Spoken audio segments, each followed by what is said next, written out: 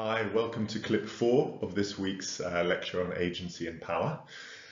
We've looked at Max Weber, given a few examples of his methodological individualism and how he puts human agency, and particularly the idea of motivation and its meaning, at the center of social theorizing. In this clip, I want to really move more towards the power end of the topic of this week and show how agency and concepts of power are connected in social theory. As we already have seen, in a way, the approaches that we're looking at this week are in some ways pushing back against the overemphasis on the power of structures in other social theoretical approaches that we've looked at, Durkheim, Marx, and so on, even Lévi-Strauss in some ways, Boas, culture, structure, society, etc., as these overbearing, powerful structures that human beings are subject to, right? So to put agency on the table is to push back and to exert, if you like, power in the other direction, perhaps, right? So the question of power is really at the center of the debate about agency and structure. Is it structures that kind of trump agents through their insidious and kind of subterranean sometimes powers that we're not even aware of, conditioning powers? Or can we invert the vector of power and talk about the capacity of human beings, even individuals, to resist those structures and to exert their agency? So the exertion of agency, if you like, is itself a kind of project of power. Now, I want to exemplify these two contrasting, often imbricated emphases on the direction of power in one way or the other, with reference to the work of that other very famous French philosopher of the 20th century and social theorist, Michel Foucault. I won't go in any depth into the work of Foucault. We could absolutely have a whole lecture on Foucault. I probably wouldn't be the best person to give it. I'm not a Foucault expert, but nevertheless his power has been his power. There I go using that word. His influence, and indeed power, because Foucault famously said that knowledge is power. So Foucauldian knowledge has been so powerful over certainly the generation of anthropologists that I belong to, that it's, even if you're not an expert, it's almost impossible to escape his influence and his power. And really I want to exemplify the two directions of power that I'm talking about with reference to a distinction that's made sometimes in the literature, probably with some justification, I hope, because I'm going to use it here, between the emphasis in Foucault's earlier work, in his work in the kind of 60s and early 70s, on power as a form of domination, very much emphasizing the ways in which power is diffuse in all structures of social and historical living and becoming that human beings are involved in, such that power is something that human beings can never in any way really escape. They're always participating in it. And that power can be both creative and oppressive for Foucault in those early writings. And crucially, the ways in which people participate or are subject to and subject of these regimes of power are operative in the way that those people conceive of themselves as subjects, or indeed the possibilities that they have of exerting subjectivity, what in the literature would be called the subject effects of power. So people, agents, for early Foucault, are really just an effect of the power dynamics in which they inevitably participate and out of which they are born as such, right? As opposed to late Foucault, the Foucault of the late 1970s and early 80s, Foucault, the last works that he produced before dying in the early 80s, in which Foucault lays much more emphasis on the capacity of subjects to exercise freedom And really, in the later work of Foucault, there's an increasing emphasis in what he calls technologies of the self, the ways in which the self can operate upon itself with a degree of autonomy and freedom, and exercise its own agency in ways that go beyond the structures of domination, the technologies indeed of domination to which Foucault depicts people as being subject in his earlier work, right? Now, just to give you an example of the way in which Foucault connects power and agency in his early work, that work in which power seems to be this inescapable force that generates human beings rather than one against which human beings can pit themselves as agents, is this famous example that he actually draws from the famous UCL philosopher Jeremy Bentham. We tend to make such a big deal out of Bentham as one of our kind of founding ancestors. Indeed, a very important founding ancestor. UCL was absolutely catalytic in the creation of UCL. I'm not sure we should be so incredibly proud of him, because Bentham was also the inventor of the notorious, indeed infamous in some ways, panopticon as a technology for creating prison regimes. And I put here on this slide a picture of a panopticon.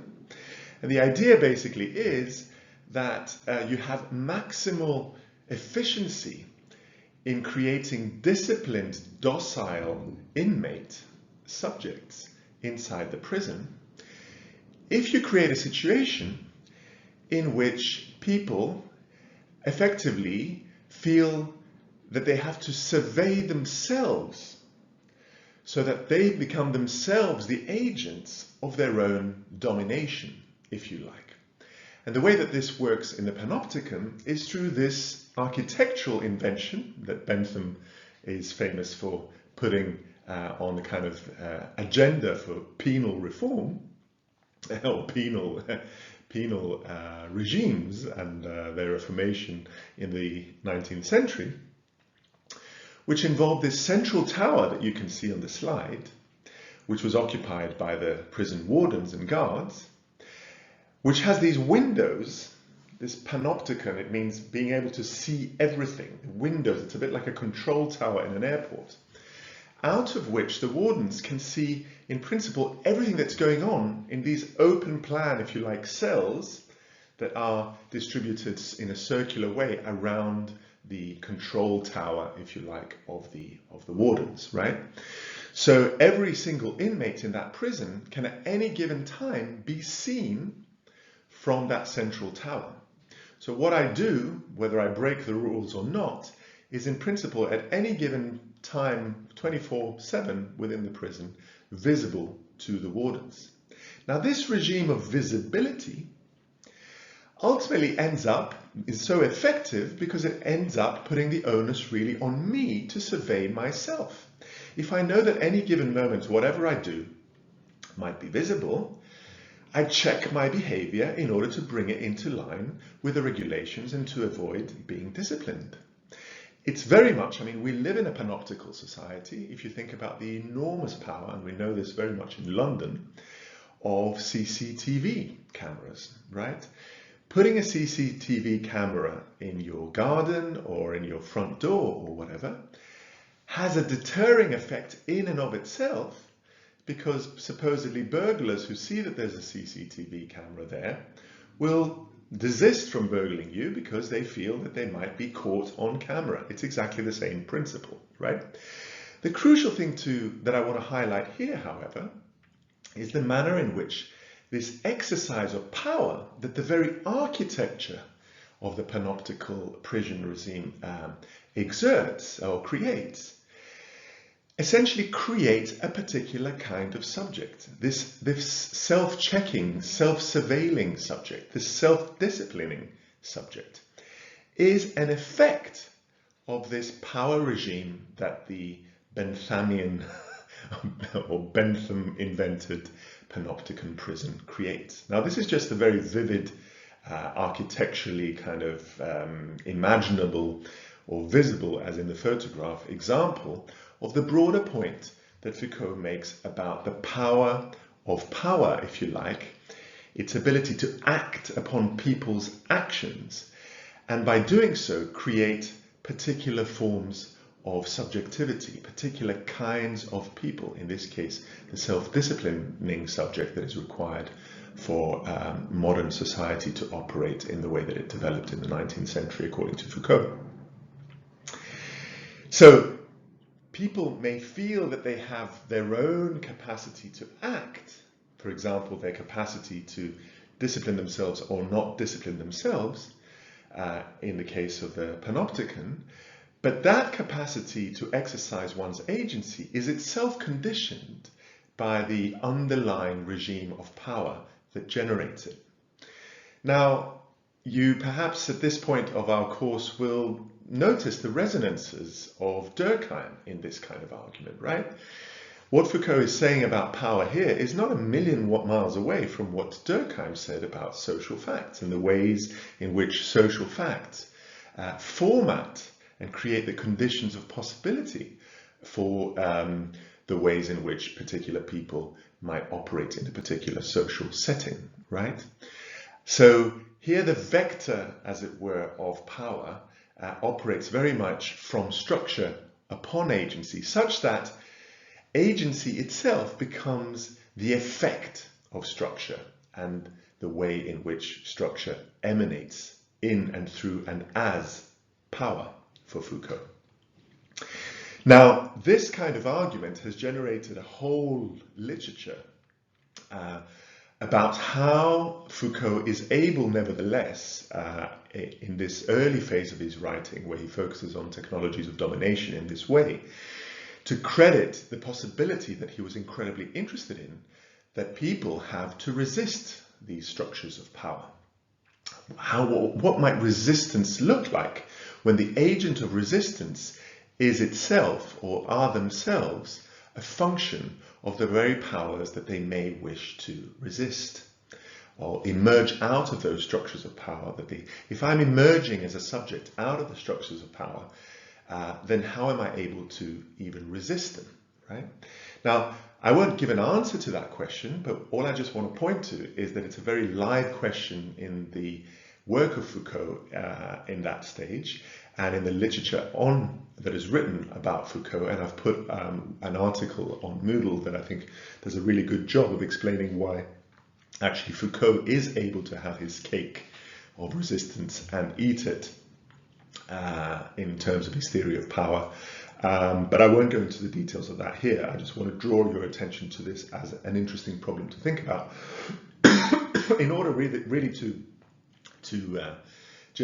indicate the way in which Foucault's thinking then moves towards the end part of his career to kind of creating this space of freedom and reflexivity, a term that we'll be looking at more closely next week in our lecture, in his kind of historical genealogical study of what he calls technologies of the self, where he goes back all the way to ancient Greece and then through to the Middle Ages, looking at the ways in which sexual practices of asceticism, practices of self-control, the ways in which, for example, monks in monastic orders in the Middle Ages operate and so on, are all ways in which human beings can act upon their own capacities to act.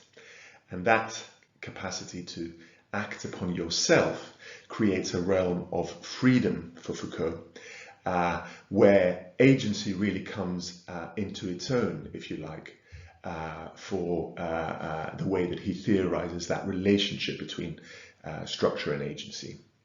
So if you like, Foucault shifts more towards making a virtue of agency in its own right, rather than always making it a kind of effect of power structures that generate conditions of possibility for people to exercise their agency.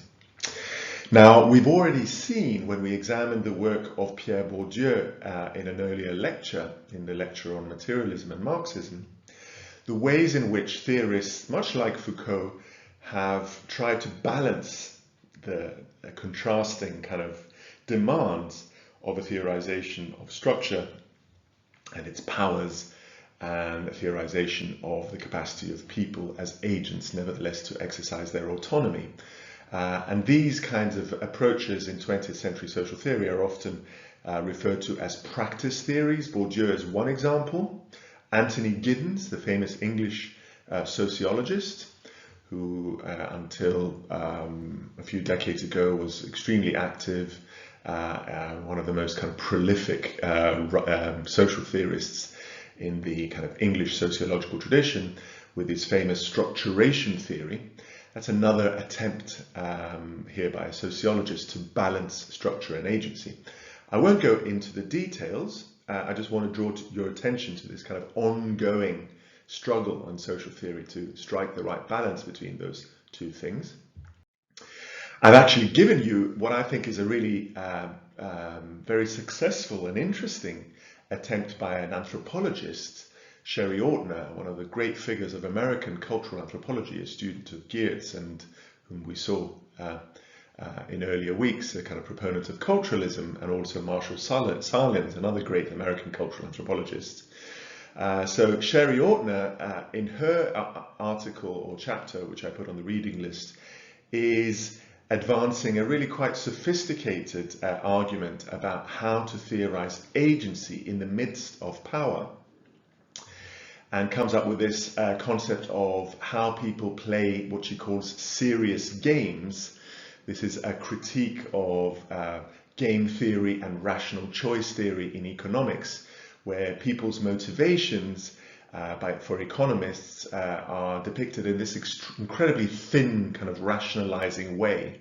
You know, these self-maximizing individuals who go around trying to kind of get the best bargain possible out of life by doing cost-benefit analyses and such things, right? For an anthropologist such as Sherry Ortner, these ways of accounting for human motivation are really, really quite poor.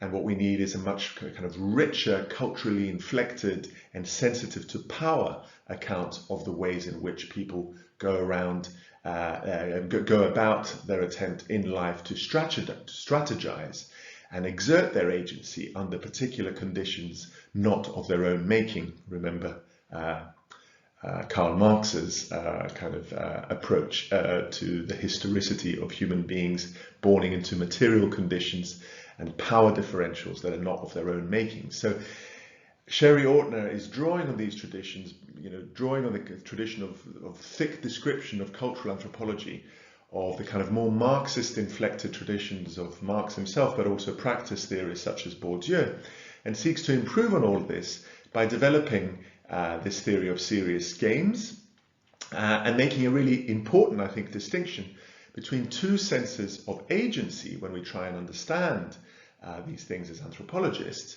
Agency as power on the one hand, which is really focusing on the capacity that human beings have to resist the structures of domination to which they are subject.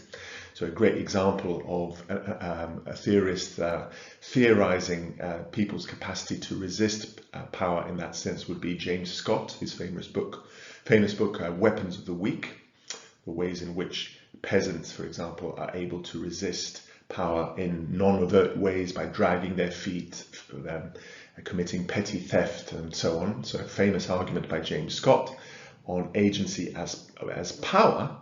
But also, Sherry Ortner says, alongside that, we have to think of agency as project.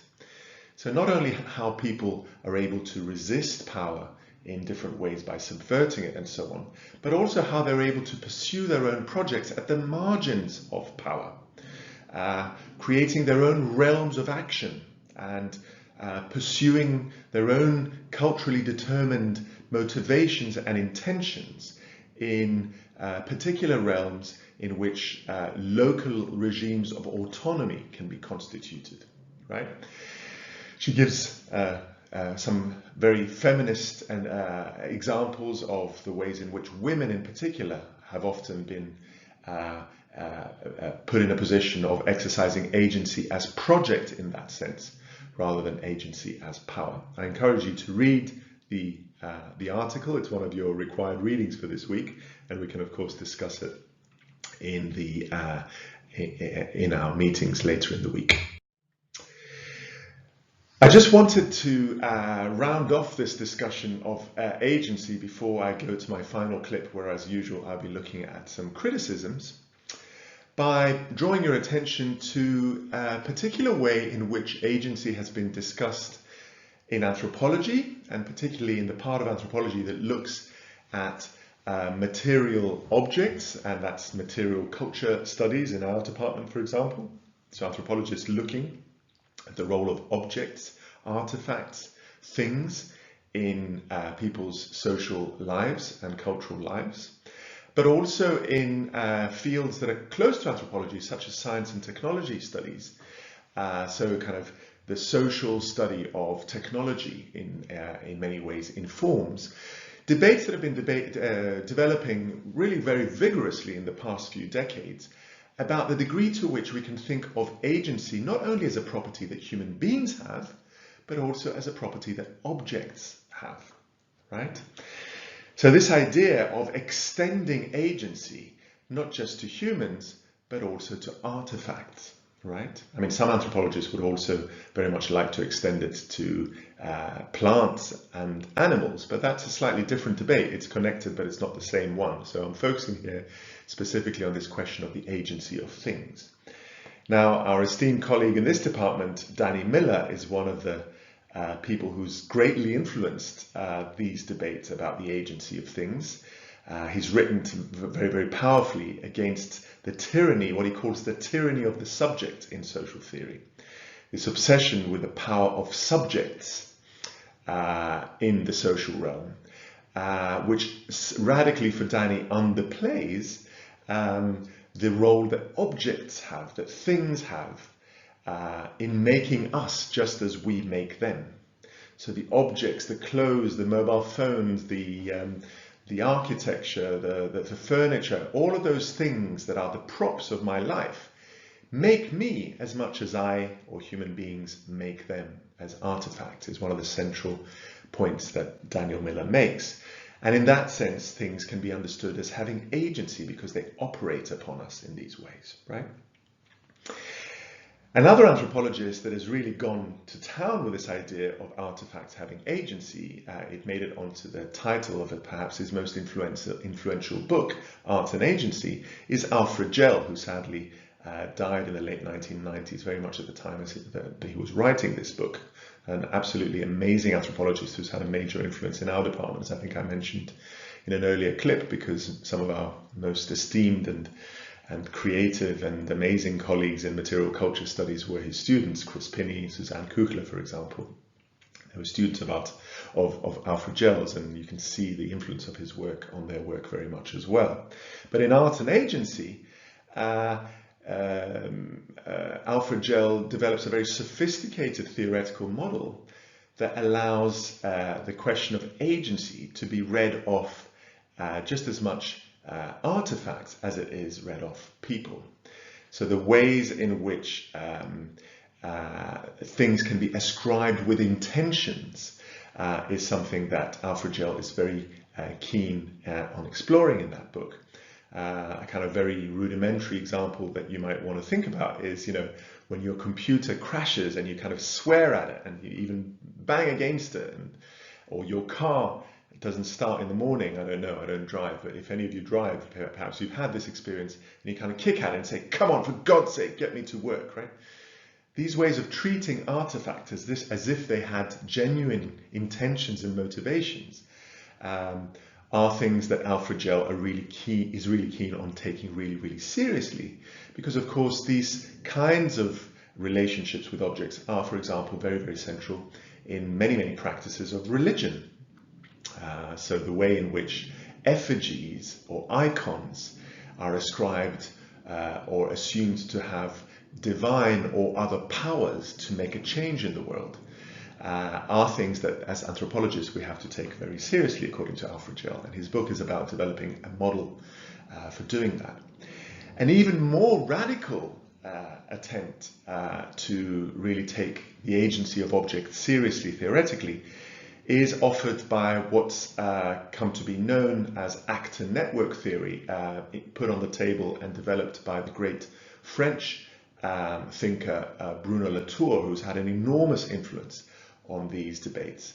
And really what Bruno Latour argues most famously and influentially in an early book called We Have Never Been Modern, which is an absolutely brilliant read. I highly recommend it to you all. It's a really inspiring book, published in English in 1993, where he basically says that the distinction that we make, the categorical, ontological, if you like, distinction about different kinds of constituents of the world, and in that sense ontological, between subject and object, or people and things, is really a kind of exercise of purification that is characteristic of modernity. It's a kind of apartheid, if you like, that we create in our theorizing. And I use that kind of politically charged word because for Bruno Latour, the distinction between people and things is actually a political distinction as much as anything else, right? And it's a purification that actually belies the complex hybrid ways in which things and people are imbricated with each other and mutually define each other, such that it's impossible really to separate them out categorically in the way that what Bruno Latour calls the modern constitution tries to do, this purification which seeks to put things and people into different camps. And really trying to understand how, for Latour, who's above all a student of science and technology, how science and technology operate requires us to trace the complex chains of agency and difference upon difference that things and people make to each other as they are bound together in the practices of the way that scientists, for example, operate in laboratories, or the ways in which particular technologies influence what can and can't be done in social and cultural life, and so on.